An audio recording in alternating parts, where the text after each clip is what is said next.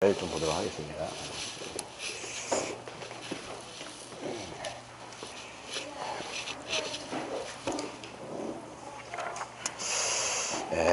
오늘은 사과, 묵상과 적용을 좀 볼 텐데요. 오늘도 양이 그렇게 많지가 않습니다. 우리가 했던 그 내용들에서 그것을 우리의 삶 속에 어떻게 적용할까의 문제를 오늘 좀 다루도록 하겠습니다.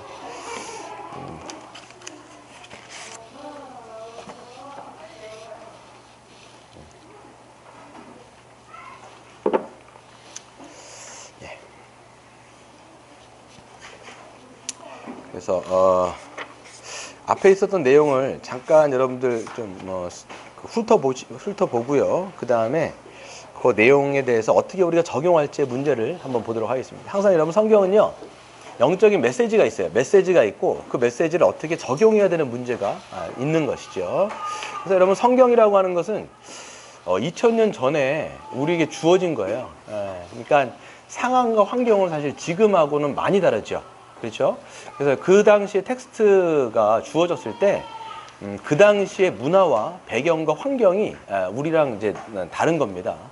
그렇기 때문에 적용할 때는 물론 이제 또 동일한 메시지가 있지만 우리의 환경과 상황에 따라서 좀 적절하게 적용할 필요도 있는 것을 우리가 보게 됩니다. 그럼 사과는 주제가 뭐였습니까? 우리가 72페이지에 보시면 한 가족으로 살면서 그리스도의 충만함에 이르는 교회다. 그래서 여러분 키워드를 우리가 기억하려면 한 가족이라는 게 굉장히 중요합니다. 그래서 교회, 우리 물된동산 교회라고 얘기했을 때는 가족이라는 측면이 있는 거예요. 한 몸이기도 하고 한 가족이기도 하다. 그래서 계속 이거는 뭐 이 교재에서 얘기하는 게 아니에요. 에베소서에서 계속적으로 우리에게 비유로서 주는 이제 메시지가 있는 거죠. 그래서 교회는 한 가족이다 이렇게 얘기했어요. 한 가족이기 때문에 한 가족처럼 살아가는 것이 굉장히 중요한 것이겠죠. 그래서 보시면 특별히 이제 사도행전에서 보시면 초대교회가 나옵니다. 초대교회가 이제 탄생이 되어졌어요. 교회는 사람들이 만든 게 아닙니다. 그래서 성령이 부어지고 사도행전 2장에 보시면 성령 강림 때에 오순절 성령 강림 때에 성령이 부어지고 그리고 거기서 이제 초대교회가 탄생이 된 거예요. 그렇죠? 그랬을 때 초대교회가 했던 4가지 일들이 있어요. 4가지 일에 힘썼다. 그게 뭐였죠? 예, 그렇죠. 그래서 4가지에 보시면 사도의 가르침을 받기를 힘썼어요. 사도적 가르침. 그러면 지금이라면 사도적 가르침은 사도들은 누구냐면 신약 성경을 쓴 사람들이에요. 그러니까 그 사람들의 입을 탁 열면 모든 구약에 있는 내용들을 그리스도의 관점으로 해석하여 다 이야기하는 거죠. 사도들은 예수님을 봤던 자들이요, 함께 3년 동안 공생애를 경험했던 자들이고 예수님의 기적과 이적들을 몸소 봤던 사람들이고 예수님의 가르침을 들었던 사람들입니다. 그렇기 때문에 이 사도들은 성전에서 있으면서 또 가정에서도 뭘 했냐면 계속 그 예수님이 누구신지를 계속 얘기하는 거예요. 그게 이 사람들의 메인 사역이었죠. 그래서 초대교회에서 힘썼던 건 뭐냐면 사도들의 가르침, 지금으로 말하면 이 성경적인 가르침을 계속 듣기를 힘썼다라는 겁니다. 두 번째는 뭐가 있었냐면 교제하기를 힘썼습니다. 이 교제는 뭘까요? 성도 간의 교제를 이야기하는 거예요. 그래서 그리스도를 믿어서 함께 한 가족이 된 사람들끼리 함께 그 교제를 이제 힘쓰는 거죠. 세 번째는 뭡니까? 떡을 떼기에 힘썼어요. 지금으로 말하면 뭐냐면 성찬이 됩니다. 그래서 예수님이 돌아가시기 전에 내 몸을 상징하는 이 포도주와 이 떡을 너희들은 항상 띄고 부으면서 나의 죽음을 기억하라 라고 말씀하신 것을 초대교회는 힘썼습니다. 그래서 그들은 항상 모일 때마다 성찬을 했어요. 지금 우리는 성찬을 가끔 하는데 우리 교회는 지금 1년은 쉬고 있어요. 저희가 정예원이 이제 세워진 다음에는 성찬을 이제 매월 할 겁니다. 그랬을 때 이제 성찬은 그리스도의 죽음이 어떤 의미며 그리고 그것 때문에 우리가 어떤 백성이 되었는지를 기억하는 게 바로 성찬의 의미입니다. 떡을 떼기 힘썼고 또 오로지 뭐 하기를 힘썼습니까? 기도하기를 힘썼다라는 거예요.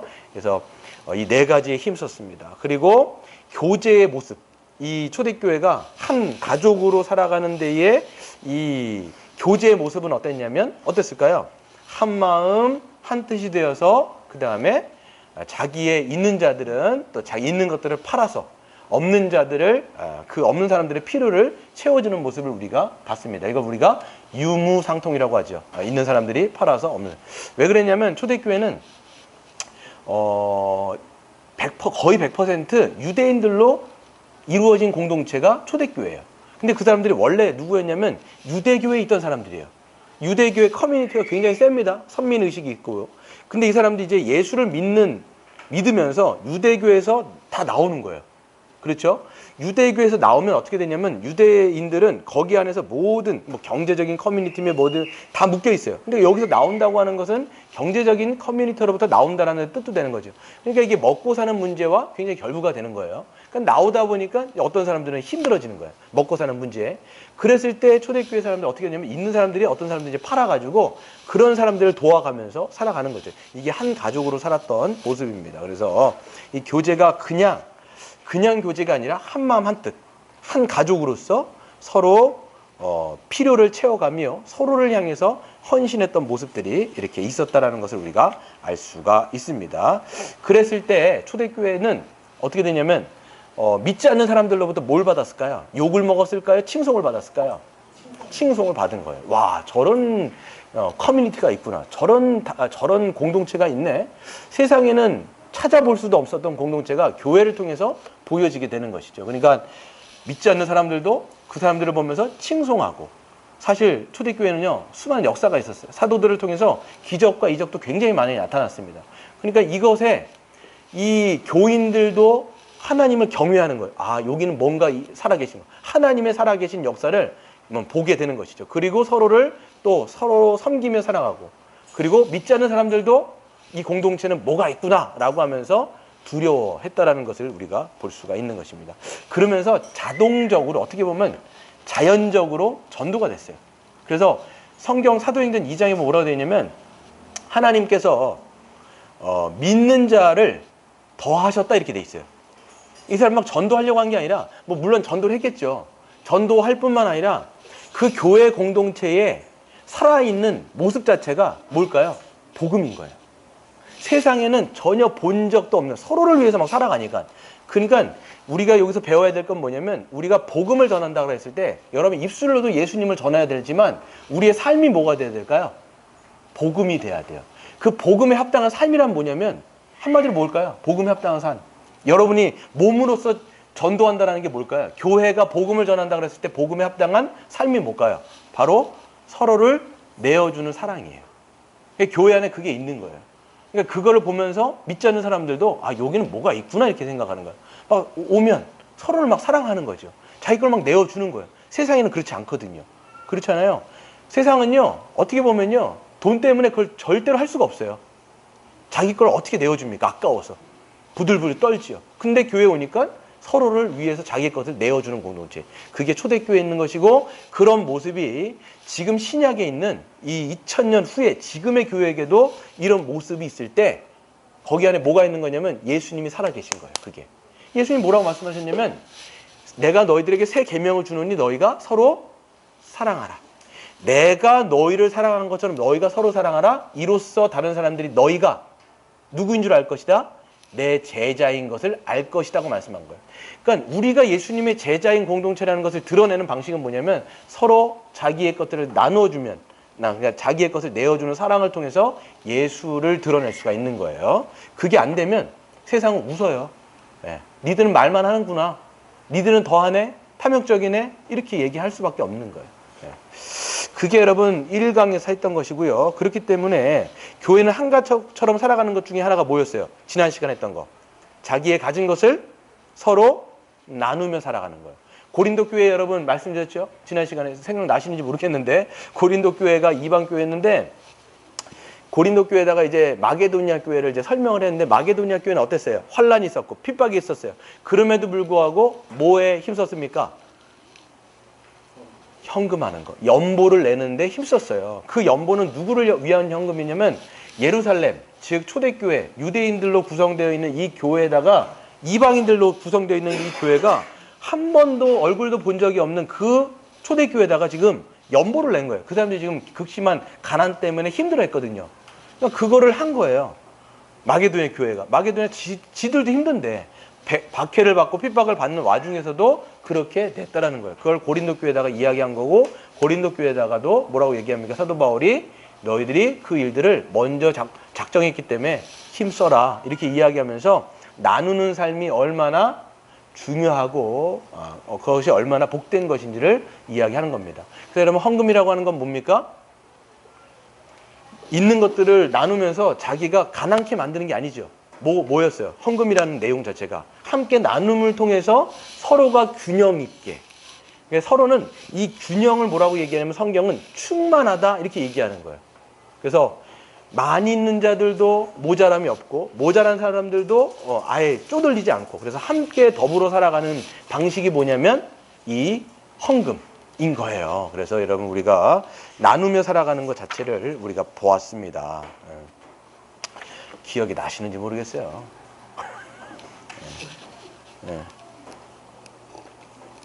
그래서 나누는 것 자체가 여러분, 자기의 여러분 재물을 함께 나눈다.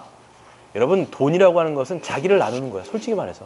여러분 이제 직장에서 돈 버는 거 있잖아요. 그래서 여러분 피 같은 돈 아닙니까? 실제적으로 말해서 그냥 벌어지는 돈이 아니에요. 이거는 자기가 피땀 흘려가지고 번 거예요. 그러니까 그거를 나눈다라고 하는 것 자체, 공동체 다른 지체를 위해서 내가 이걸 나눈다고 했을 때 그게 뭘 나눈 거냐면 자기 자신을 주는 거예요. 사실 말해서. 재물을 나누는 것 자체, 물질을 함께 나누는 게 자기를 내어주는 거예요. 그 정도로. 근데 사도 바울이 지난 시간 고린도후서에서 보면 그게 예수를 따라가는 십자가의 삶이라고 연결을 시켜버려요. 왜 그러냐? 예수님이 어떤 분이었어요? 부요하신 분인데 그분이 가난하게 되신 이유가 뭐예요? 가난하게 됐다는 게 그분이 물질적으로 쪼들린다는 얘기가 아니에요. 하늘에 계신 왕이 십자가를 지시고 인간의 몸으로 오실 뿐만 아니라 아예 십자가에서 죽어버렸단 말이에요. 그 이유가 뭐예요? 가난한 우리를 부요하게 하기 위해서. 다시 말해서 죄인인 우리를 하나님께서 구원하시기 위해서 당신께서 낮아지셨다는 거예요. 그 원리를 우리에게 적용하시면서 뭐라고 얘기했냐면, 그런 예수님을 따라가는 삶이 뭐냐? 바로 우리도 마찬가지로 나누는 삶을 살아가는 것 자체가 그리스도를 따라가는 삶이다라고 이야기를 하는 겁니다. 그래서 교회는 어떻게 되느냐? 헌금의 목적이 있어요. 헌금. 여러분, 하나님이 헌금 사용하세요? 하나님이 아유 돈이 부족해갖고 내가 너희들 돈 좀 먹어야 되겠다 이렇게 안 하신단 말이에요. 헌금은 대부분 그렇기 때문에 어디에 쓰이냐면 교회 운영에도 쓰이지만 서로를 우리가 돕고 구제하는데 굉장히 우리가 많이 또 써야 되는 걸로 우리가 생각을 해야 하는 것입니다. 이래서 함께 충만해지는 것이 바로 물질적인 공유인 것이죠. 그것을 바탕으로 오늘 이제 84페이지 묵상과 적용을 한번 하도록 하겠습니다. 1번 같이 읽겠습니다. 시작. 우리는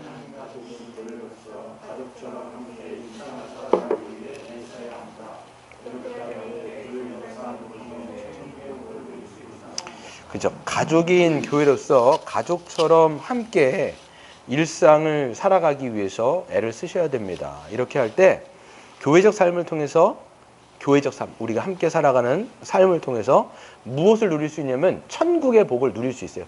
천국은 우리가 죽어서 가는 데가 아니에요. 이걸 여러분 기억하셔야 돼요. 예수님이 오셨기 때문에 천국은 이미 이 땅에 임했다는 걸 여러분 믿으셔야 돼요. 하나님의 나라가, 그러니까 성경에서는 하나님의 나라, 천국, 하늘나라를 똑같은 개념으로 쓰고 있어요. 그러니까 하나님의 나라는 이 땅에 지금 임했을까요? 아직 안 임했을까요? 임한 거예요. 그게 하나님 나라가 임했다라는 것이 증거로 드러나는 게 뭐냐면 바로 교회인 거예요. 이걸 여러분 믿으셔야 해요. 그래서 우리가 천국의 복을 여기에서 여러분 누리셔야 돼요. 물론 여러분 완전하지 않습니다. 아직까지 죄가 많은 이 세상이고 예수님이 오셔야 모든 것이 다 끝나는 거예요. 아직까지는 이미 임했지만 뭐예요? 아직 완성되진 않았다라고 신학적으로 우리가 이야기할 수 있어요. 그런데 임했다라는 걸 여러분 아셔야 돼요. 그러면 이미 임한 나라를 어떻게 누리느냐? 교회로서 누리는 거예요. 교회로서. 우리가 그리스도 안에서 한 몸이라면서요. 우리가 그리스도 안에서 한 가족이라면서요. 한 몸과 한 가족으로서 우리가 살아가면서 거기 안에서 우리가 성령을 통해서 이 복을 누리게 되는 것입니다. 그래서 보시면 가족이 함께 자고 먹으며 함께 모든 문제를 의논하고 해결하며 함께 모든 기쁨과 슬픔을 나누듯이 교회도 그러해야 합니다. 여러분, 가족이라는 게 뭐예요? 희노애락을 같이 누리잖아요. 이게 가족이거든요. 교회가 한 가족으로서의 이 희노애락을 같이 누리는 거예요. 기쁠 때 같이 기뻐하고 슬플 때 같이 슬퍼하고 또 애통할 때 같이 애통하고 이 모든 것들을 우리가 같이 누리는 게 가족 공동체인 것이죠. 그래서 물론 교회는요, 혈연적 가족처럼 매일 함께 사는 공동체 생활은 할 수가 없습니다. 그렇잖아요. 우리가 뭐 같이 먹고 살아가는 건 아니지 않습니까? 우리가 일주일에 우리가 얼마나 모이죠? 뭐 이렇게 수요 예배 때 잠깐 모이고, 금요일 때 뭐 잠깐 모이고, 주일날 잠깐 모인단 말이에요. 그럼에도 불구하고 같이 살 수는 없지만, 그러나 실제적인 가족처럼 함께 살아가기 위해서 애는 쓰셔야 돼요. 이런 걸 우리가 좀 많이 고민을 하셔야 됩니다. 그래서 85페이지에 보시면 가족이라고 하는 것은 모든 것을 함께하는 공동체고요. 교회적 삶도 그러한 방향으로 나가야 하는 것이죠. 그래서 한 몸 한 가족으로서 우리가 모든 것을 함께 좀 어떻게 하면 누릴 수 있을까, 함께 할 수 있을까로 그런 방향으로 나아갈 수가 있어야 됩니다. 2번 한번 읽어볼까요? 시작.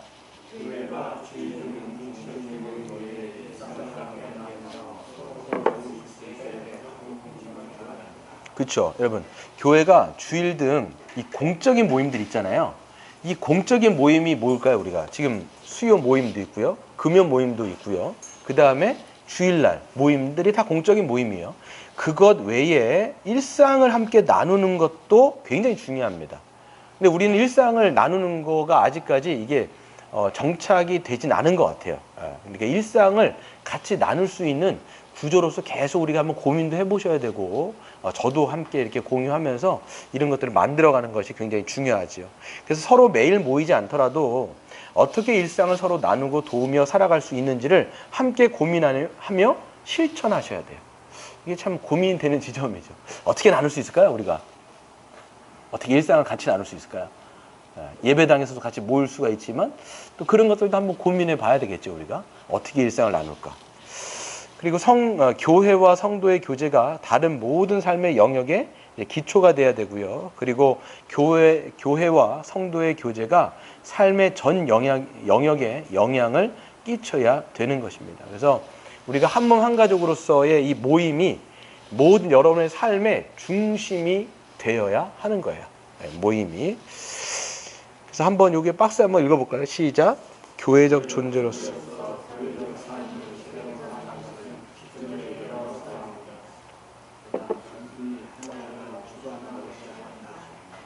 예. 그래서 보시면 이게 무슨 내용이냐면, 교회적 존재로서 교회적 삶을 제대로 살아가는 것. 이것은 이제 기존의 여러 삶, 여러분의 삶 가운데 여러 가지가 있어요. 어떤 삶이 있냐면, 가정생활 하셔야 되죠. 직장생활도 하셔야 되죠. 학교생활도 하셔야 되고, 취미생활, 개인적인 여가 등등등이 여러분의 삶의 라이프 스타일이 있을 거예요. 근데 만약에 교회적인 삶, 교회적인 존재로서 교회적인 삶을 살아가는데 그 교회적인 삶이 중심에 있지 않으면 이런 여러 가지 삶에 있어서 교회적 삶도 하나가 더 추가되는 거죠. 그러면 힘들까요? 어려울까요? 힘들까요? 어려울까요? 지금 똑같은 얘기죠. 제가 지금 몸이 약간 피곤한 것 같아요. 예, 그래서 여러 가지 이 생활 중에 하나를 더 얹으면 여러분의 삶에 또 뭔가가 짐이 하나 또 들어오는 거예요. 그게 힘든 거예요. 아유, 이것도 힘든데 지금 교회 생활도 지금 하나 더 추가한다고? 나 너무 힘들다. 이렇게 되는 거예요. 그러니까 여러분이 여러분 회심했다라는 거 있죠. 우리가 회심하고 그리스도 안에 우리가 들어왔다라고 하면 회개의 증거가 뭔지 아세요? 여러분의 모든 삶의 스타일이 어디로 맞춰지냐면 교회적 삶으로 확 바뀌어지는 거예요. 이게 있어요. 여러분, 우리가 회심하면 누구의 몸 안에 들어갈까요? 그리스도 몸 안에 들어가죠. 그리스도 몸 안에서 우리는 뭘 이루게 돼요? 교회적 존재로서 우리는 이제 있는 거예요. 그럼 여러분의 삶의 중심이 뭐가 돼야 될까요? 교회적 존재로서 교회적 삶이 여러분의 삶의 중심이 있어야 돼요. 그렇게 되면 교회적 삶이 중심이 되어지면 여기 뭐 예배도 있고 성도 간의 교제도 다 있죠. 이 삶의 중심으로 뭐가 배치되냐면 가정생활, 직장생활, 취미생활 이 등등등이 이쪽으로 재편성이 돼야 되는데, 회심하지 않은 사람들은 어떻게 되냐면 가정생활, 모생활, 뭐 한 다음에 끝에 뭐가 있냐면 교회생활이 딱 붙어 있는 거예요. 그러니까 정말 힘들다라고 얘기하는 거예요. 그런 사람은 결국은 이제 어떻게 볼 수 있냐면 회심하지 않았다라고도 사실 생각할 수 있어요. 아유, 교회생활 힘들어. 그것까지 어떻게 더해? 그거는 그냥 다시 얘기할 수 있어요. 넌 교회가 아니구나, 이렇게 사실 할 수가 있는 거예요. 우리가 정예언하면서 그렇기 때문에 이거를 자꾸만 가두리를 치려고 하는 거예요, 제가. 예. 그래서 한 몸으로 한 가족으로 살아가려면 이게 우리가 같이 배우고 같이 성도 간의 교제를 누리며 이런 삶이 여러분 삶의 정말 중심에 있냐? 여러분 물어보셔야 돼요. 여러분 물어보셔야 돼요. 지금 교회 생활이 저 끝에 가고 여기 안에 딱 붙어 있잖아요. 여러분 힘드세요 그러면. 그럼 우리는 교회적 존재로서 아직까지 회심하지 않았다 그래도 얘기를 분명히 할 수 있습니다. 내 삶의 라이프 스타일이 바뀌었냐? 이거를 물어보셔야 돼요. 그 밑에가 그 내용입니다. 그래서 한번 읽어볼게요. 제가 교회적 삶을 중심에 두고 다른 삶의 여러 영역을 여러분 재배치하셔야 돼요. 이걸 재배치하시라는 게 여러분 보고 막 이게 재배치하시라고 이렇게 강요해서 되는 게 아니라 회심한 자는 그게 자연적으로 재배치가 됩니다. 제가 제 삶도 마찬가지예요. 예전에는요 그냥 교회를 한 달이 거치고 한 달인데 제가 세상에 거쳐있고 있었어요. 그 대학교 맨 마지막 때 회심하기 그때는 제가 중간에 있었던 것 같아요. 그래서 교회 생활 따로 하고 제가 그리고 제 그냥 대학생활 따로 했었어요. 힘들더라고요.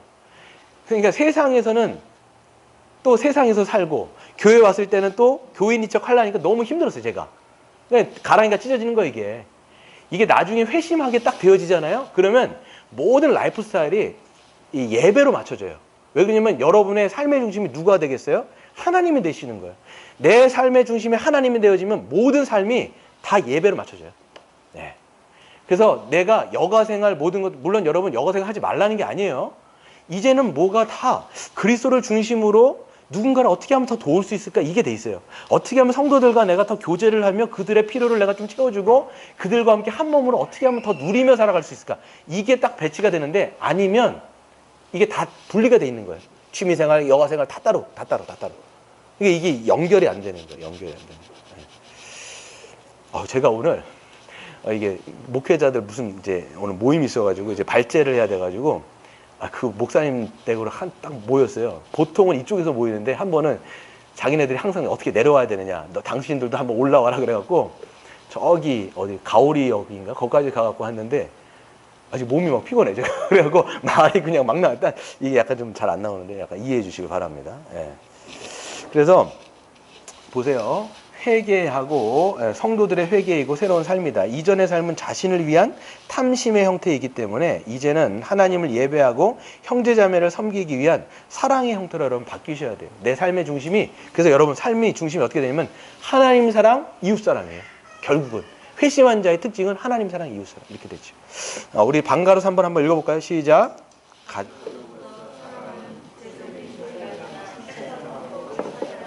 예, 그렇죠. 그래서 어떻게 하면 우리가 이렇게 가족으로 살아갈 수 있을까를 좀 잘 고민을 해봐야 되는데 일상적인 나눔을 우리가 좀 잘할 필요가 있습니다. 교회에서 다 함께 모였을 때 자신의 일상을 서로 나누고 도움을 좀 주고 받는 거 이게 참 중요하지요. 그래서 나의 일상을 좀 공유해 하셔야 돼요. 그러니까 우리가 지금 자기 일상을 공유할 때가 언제냐면 소그룹 할 때가 가장 자기 일상을 나눌 수 있을 것 같아요. 지금의 우리의 구조에 있어서 여러분들이 이제 주일날 소그룹 때 여러분의 삶을 좀 오픈도 하시고 여러분 이게 많이 오픈하세요. 물론 어떤 뭐 다 까발리라는 건 아니에요. 근데 자기 약점들도 좀 얘기해 주시고 사람들이요 왜 약점을 얘기 안 하려고 그러냐면 세상에서는 자기의 약점이 진짜 그게 이제 뭐가 되냐면 꼬투리가 돼요. 세상에서는 그렇잖아요. 세상에서 자기 약점 누가 얘기하려고 합니까? 안 하려고 얘기하죠. 근데 교회는 한 몸이라면 약점들이라든지 연약함들을 얘기할 수가 있어야 돼요. 그러면 그거를 위해서 누군가는 또 기도해주고 또 그걸 위해서 어떤 사람들은 위로해주고 격려해주고 그게 한 몸이라는 거예요. 그래서 자꾸만 우리는 서로에 대해서 이야기를 좀 많이 하세요. 그게 여러분 소그룹의 장점들입니다.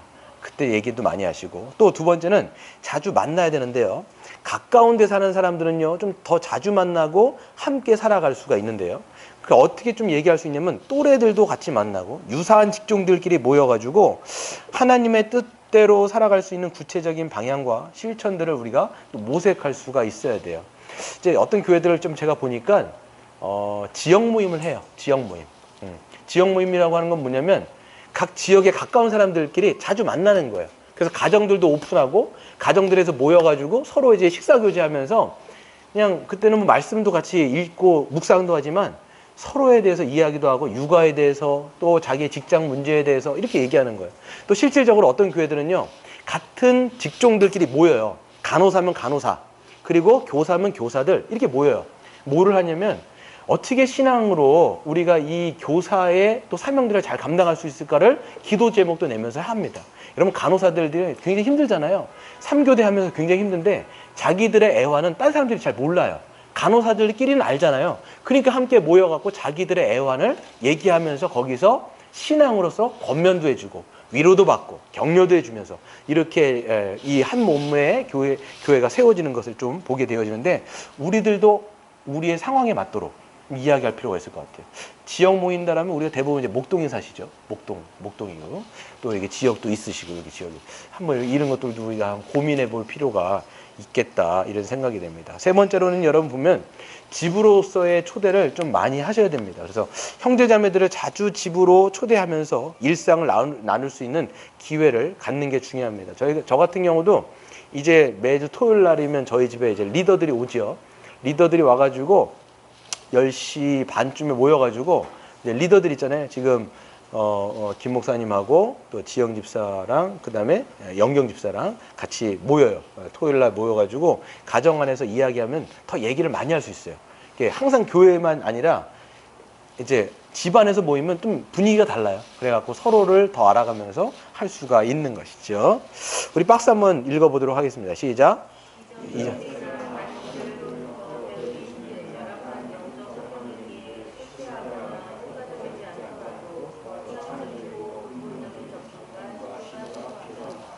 그쵸.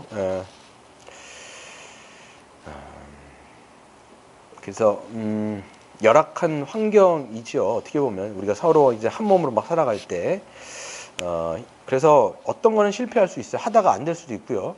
근데 계속 창의적인 접근이 좀 필요합니다. 어떻게 하면 한 몸으로 더 살아갈 수 있을지를, 그러니까 교회 공적인 모임 외에도 어떻게 좀 우리가 더 소통하면서 살아갈 수 있을지, 그래서 일상을 나눌 수 있을지가 창의적인 것들을 자꾸만 하셔야 돼요.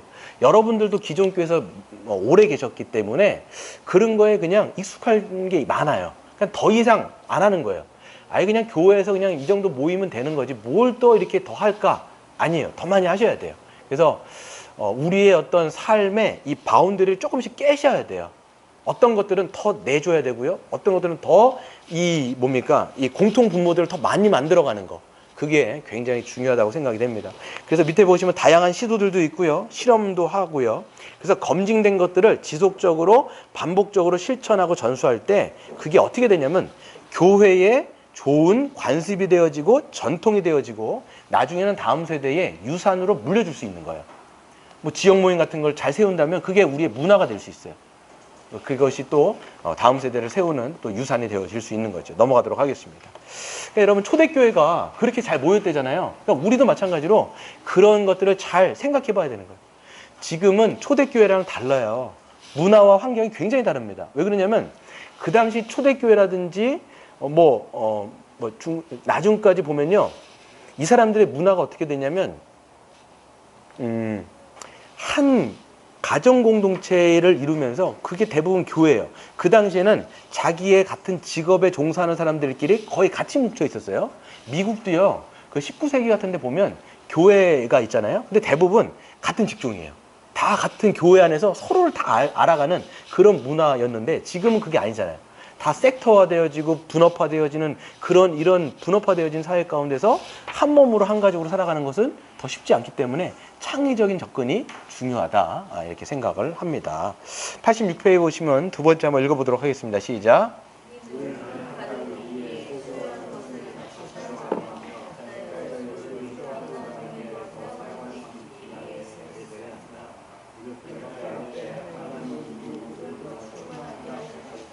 그렇죠. 우리가 이제 두 번째 영적인 원리가 뭐냐면 한 가족이면 소유한 것을 각자 필요한 사람들을 위해서 나누어 주는 것, 그것이 여러분 교회 성경에서의 그 원리라고 말씀을 드렸습니다. 그래서 여기서는 우리가 이제 헌금 얘기를 많이 했는데 첫 번째 보세요.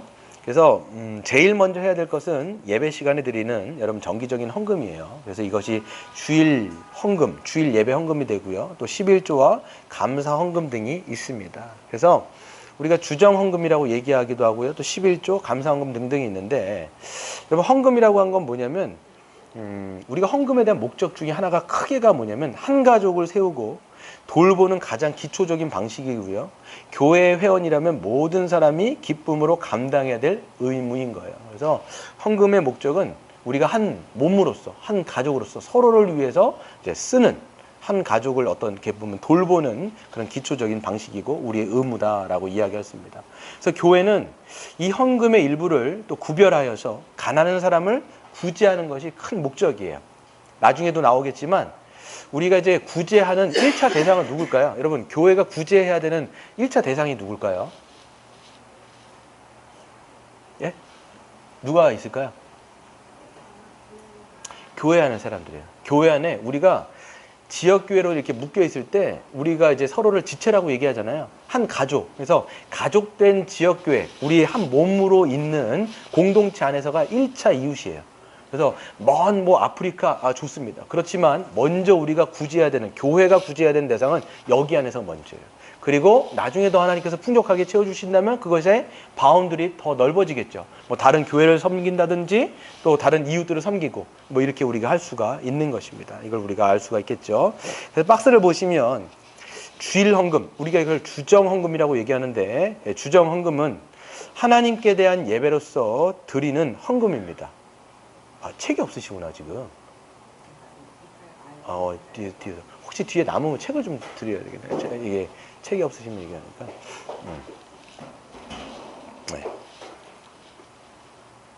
밑에 노란색 책을 주시고, 책을 좀 주셔요. 저는 없으신 분은. 86페이지예요. 86페이지 보셔갖고.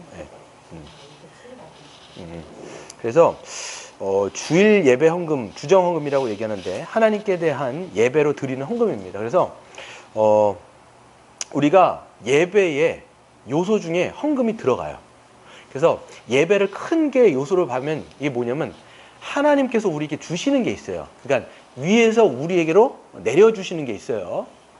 이게 뭐냐면 말씀을 주시고 또 하나님께서 은혜를 주시고 여러 가지 등등등이 하나님께서 우리에게 주시는 부분이 있지만 또 우리가 또 뭐가 있어요? 봉헌해야 되는 게 있어요. 봉헌의 요소는 뭘까요? 여러분, 하나님께 우리가 올려드리는 게 뭐가 있어요? 헌금도 그 중에 하나고요. 기도, 찬양, 다 이건 우리가 하나님께 올려드리는 거예요. 그래서 이게 커뮤니케이션이 되는 거예요. 예배 순서를 보면 하나님께서 우리에게 주시는 것, 또 우리가 하나님께 송영에서 올려드리는 것. 그 중에 하나가 여러분 헌금입니다. 그 중에 하나가 뭐냐면 주정 헌금이에요. 주일날 정기적으로 드리는 예배. 그렇게 정기적으로 드리는 헌금인데요. 이거를 여러분 할 때 자세들이 보면요. 이게 뭐라 그럴까요? 이게 불규칙하게 드리는 거가 있는데 저는 좀 이 자세가 보면요. 그냥 율법적이진 않지만 규칙적으로 어느 정도 주정헌금은 좀 작정을 하고 탁 그냥 고정적으로 드리는 게 우리에게 헌금의 훈련이 될 수가 있습니다, 여러분. 예전에 보면요. 이런 신앙의 선배들 중에 그 헌금 드릴 때 어떻게 해요? 보면 새 돈으로 드리죠. 새 돈으로 하고, 새 돈으로 하시고 이게 정신인 거예요. 어떻게 보면 하나님에 대한 그런 그 귀한 마음들이거든요. 물론 이제 이게 형식으로만 나오면 안 되겠지만 이게 하나님에 대한 마음인 거예요. 실제적으로.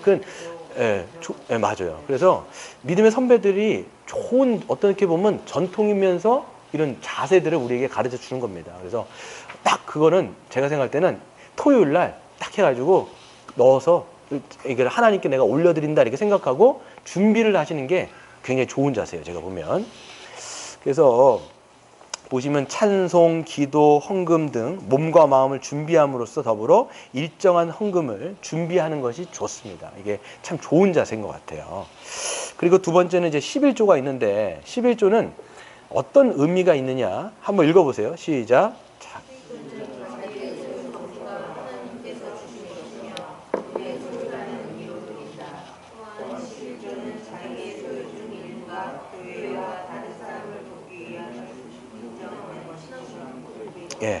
그래서 여러분 11조의 의미는 뭐냐면 첫 번째는 10분의 1은 율법에서 레위기에서 보면 대표성의 원리를 가져요. 그러니까 내가 하나님께 10분의 1을 드린다고 한 건 뭐냐면 내가 수입한 모든 것이 누구로부터 왔다라는 거예요.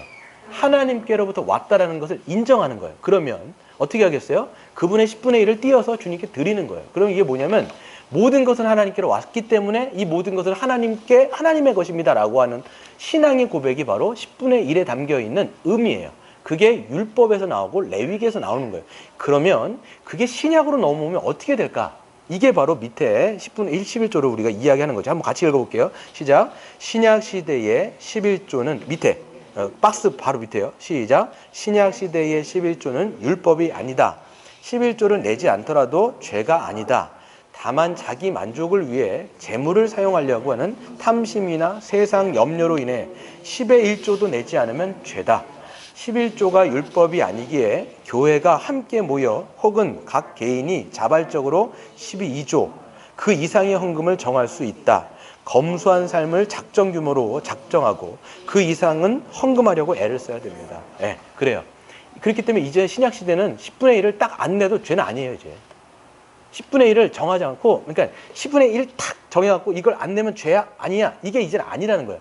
왜? 누구 안에서 성취가 된 거예요. 11조는 모든 율법은 그리스도 안에서 다 성취가 된 거예요. 그러면 성취된 이때는 이제는 문자적으로 지키는 게 아니에요. 그런데 어디 안에서 이제 죄가 되냐면, 여러분 대부분 근데 11조를 이제 안 내려고 할 때, 뭐 이런 분들 있잖아요. 아유, 뭐 성취가 됐는데 뭐하러 냅니까? 안 내도 되는 거 아닙니까? 그렇게 얘기하는 것 전제는 다 어떤 전제가 깔리냐면, 내기가 아깝다라는 전제가 다 깔려 있어요. 이제는 10분의 1이 아니라 그런 기준이 아니라 10분의 2도 내도 되고 10분의 3도 내도 되는 거예요, 지금. 그 얘기를 하는 거기 때문에, 만약에 이게 자기의 어떤 탐심이라든지 가족의 어떤 것들만 위해서 자기가 남들을 위해서 쓰기 싫은 마음 때문에 안 내려고 한다면, 그때부터는 어떤 죄가 되냐면 탐심의 죄가 있어요, 사실. 안 내려고 한다면 이걸 여러분들 기억하셔야 돼요. 그래서 10분의 1은 율법의 어떤 정해져 있는 기준은 아니지만, 이제는 여러분 그리스도를 믿는 우리는 이제는 그것을 넘는 사람들이에요. 율법의 그 기준을 사실 다 넘는 겁니다. 그래서 어떻게 하면 우리가 더 도울 수 있는지를 생각해 봐야 되는 거겠죠. 밑에서 보시면, 그래서 박스를 위에 다시 보시면, 헌금을 하며 나누는 삶을 위해서는 먼저 여러분 어떻게 하셔야 되냐면, 여러분의 자세 가운데 삶의 적정 규모를 유지하셔야 돼요. 그리고 검소하게 살려고 애를 쓰셔야 됩니다. 그렇지 않으면 아무리 더 벌어도 계속 부족해요. 여러분 보시면 계속 부족합니다. 필수적이지 않은 소비는요, 끝이 없기 때문에 그 한계를 정하셔야 돼요. 여러분 잘 생각해 보세요. 여러분 많이 벌어도요, 계속 쓰는 건 계속 써요. 그러니까 많이 벌어도 어떤 생각이냐면, 난 부족하다 계속 쓰는 거예요. 근데 어떤 여러분 지출의 영역들 한번 보세요. 어디다 지금 내가 쓰고 있는지. 어떤 부분들은 딱 좀 정해놓고 약간 좀 검소하게 한 다음에, 그 다음에 우리가 교회, 즉 다른 지체들을 위해서 내가 어떻게 더 쓸 수 있을지 자기들의 이 재정의 규모를 확인하는 작업도 굉장히 중요해요. 그래서 여러분의 물질이 지금 어떻게 흘러가고 있는지, 자기를 위해서, 자기의 가족을 위해서는 굉장히 많이 쓰는데 우리가 다른 지체들을 위해서는 쓰는 것을 굉장히 아까워한다. 이것은 우리의 어떤 영적인 상태들을 우리는 좀 생각을 할 필요가 있는 것입니다. 그래서 이게 여러분 중요한 걸로 생각하셔야 돼요. 두 번째, 우리 방가로 2번 한번 읽어볼까요? 시작. 성도의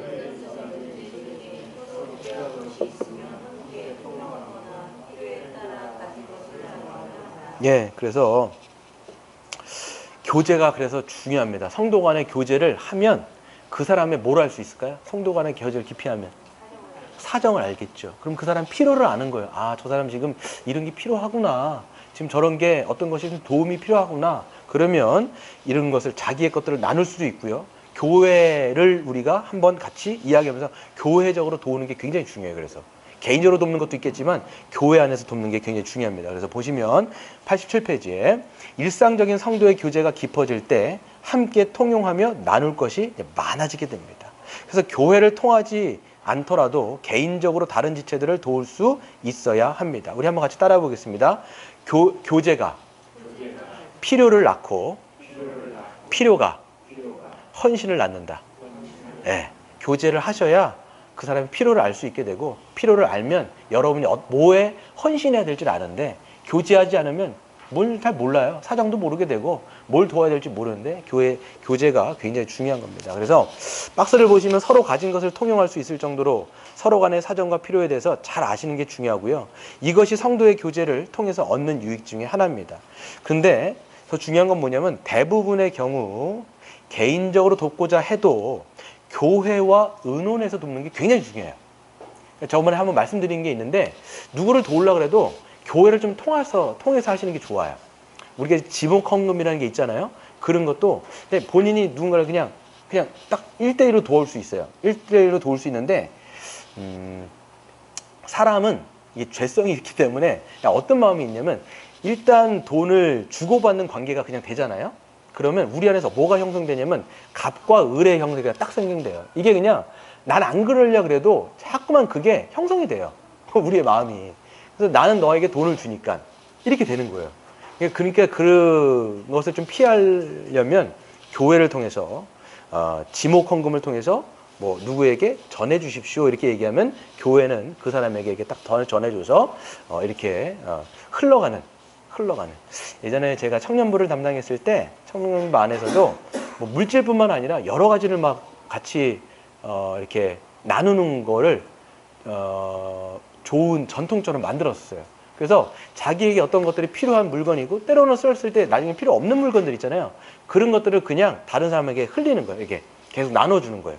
누군가 필요하면 같이 해놓고 그것들을 나누어 주면서. 우리도 마찬가지겠죠. 옷 같은 거 있잖아요. 아이들 옷이요, 여러분 보면요, 제가 생각할 때는 3명의 길을 길렀지만 그렇게 좋은 걸 살 필요가 없어요. 제가 생각할 때는 애들은 너무 빨리 크잖아요.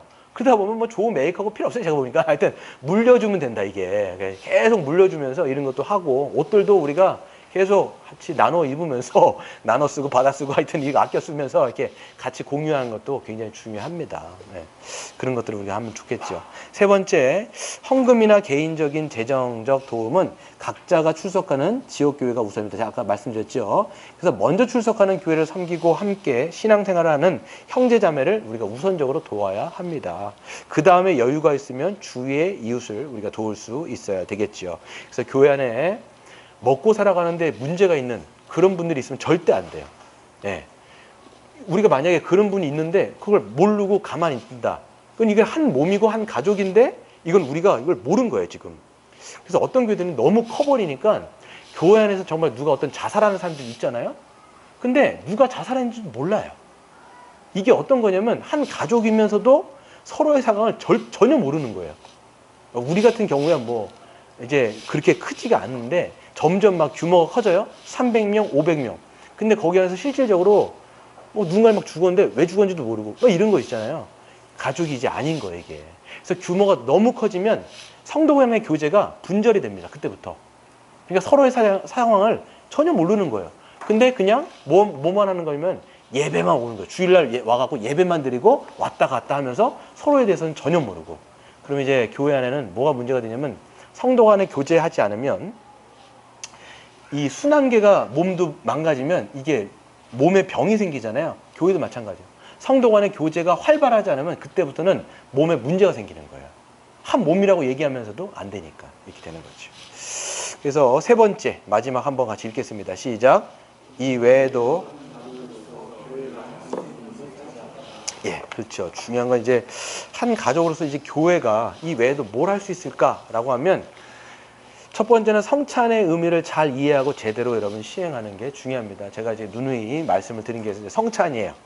성찬은 누가 할까요? 성찬은 누가 할까요? 세례 받은 사람이 합니다. 네, 세례를 받았다고 하는 건 뭐예요? 세례가 뭐예요, 여러분? 세례의 의미부터 아셔야 되겠죠. 세례가 뭐예요? 네, 죄사함을 받고 이제는 우리가 그리스도의 몸 안으로 들어오는 가장의 입문 과정이에요. 그러면 세례를 받으면 이제는 우리가 그리스도 안에서 뭐가 될까요? 한 몸, 한 가족이 되는 거예요. 그러니까 멤버십을 갖는다고요. 그러니까 세례를 줄 때 개인적으로 안 줘요.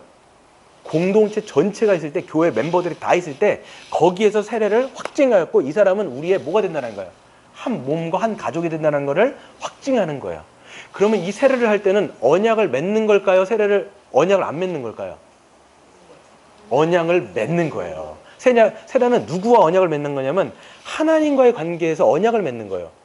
수직적으로는 하나님과의 관계에서 언약을 맺는 거지만 수평적으로는 누구와 또 언약을 맺는 거예요? 서로를 향해서.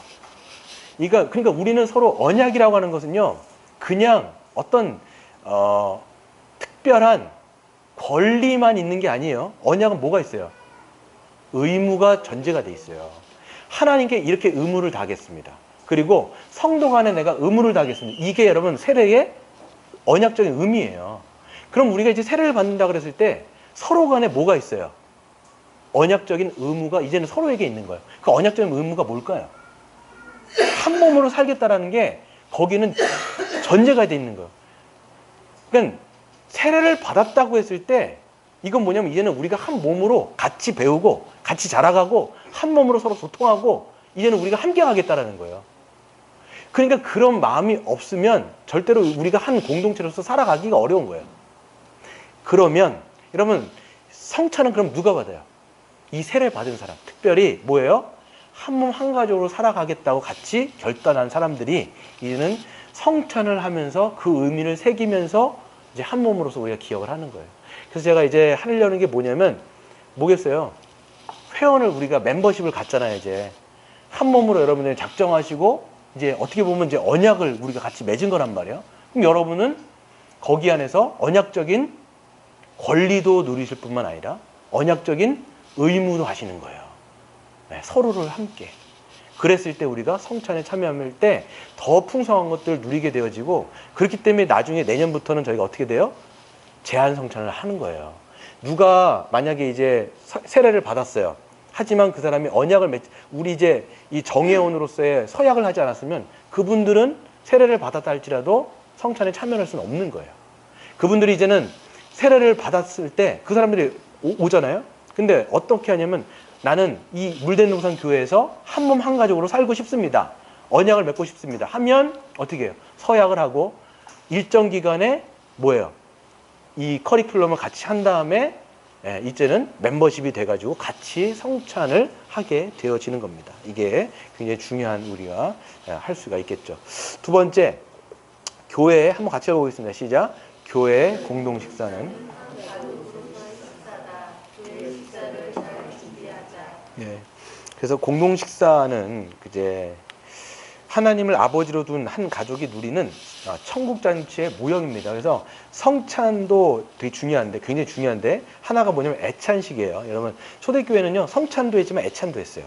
성찬은 이제 떡과 이걸 하면서 기념하는 거고, 애찬은 가정에 모여가지고 같이 식사하는 거였어요.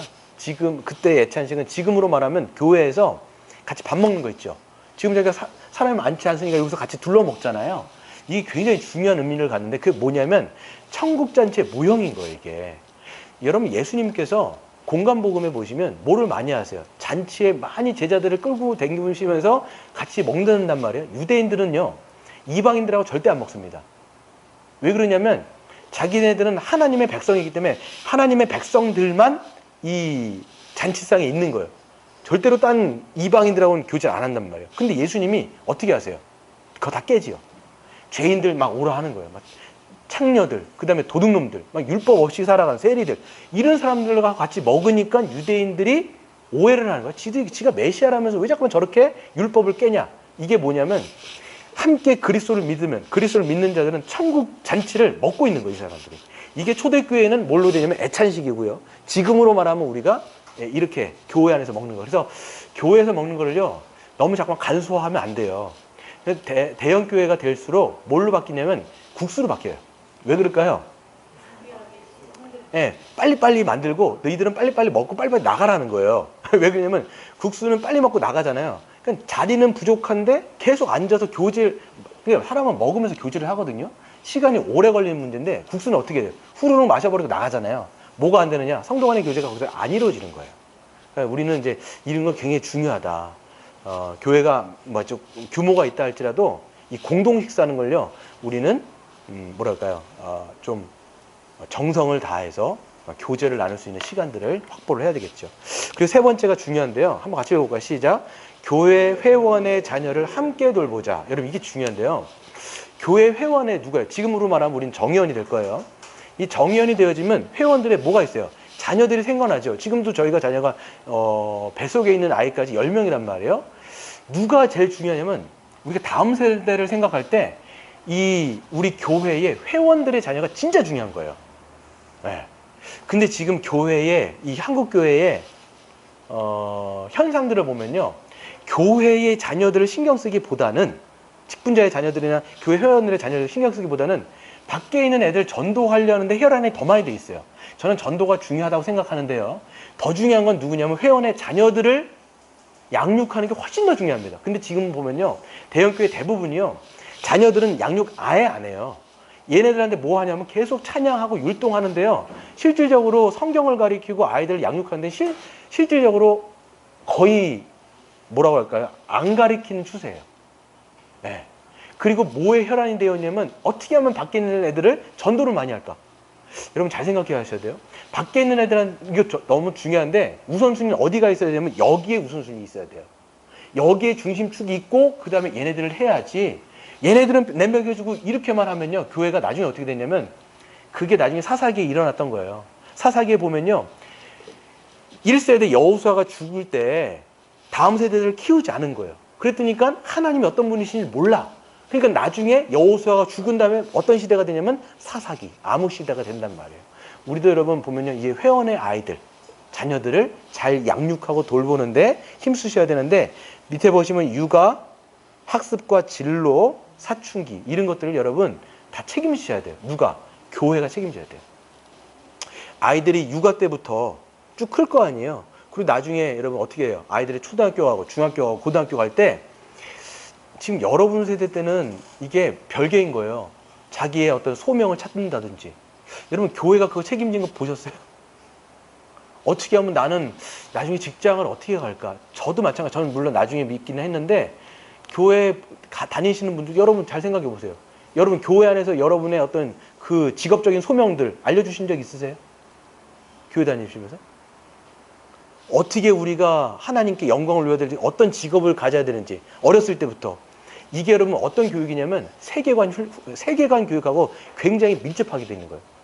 하나님 나라의 세계관을 아이들 때부터 계속 가르쳐주면 이 아이들이 어떻게 되냐면 하나님 앞에 자기를 알게 되어지고 부모님 앞에 자기가 누구인지 알게 되어지고 세상에서 자기가 누구인지를 알게 돼요.